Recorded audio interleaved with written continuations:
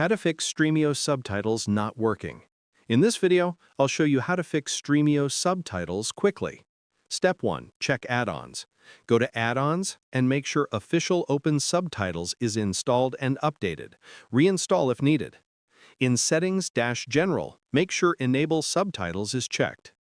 Step 2. Adjust player settings. Click the gear icon in the player, go to Player, and set your default subtitle language. Use the subtitle menu to sync timing if needed.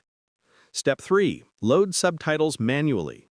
Download a .srt file from OpenSubtitles or Subscene. Drag and drop the file into Stremio while the video is playing. Step 4. Update Stremio. Make sure your app is up to date and the subtitle file matches the video length. Step 5. Contact support. If it still doesn't work, submit a ticket with your device, OS, Stremio version, and screenshots. And that's it. Your subtitles should work perfectly now.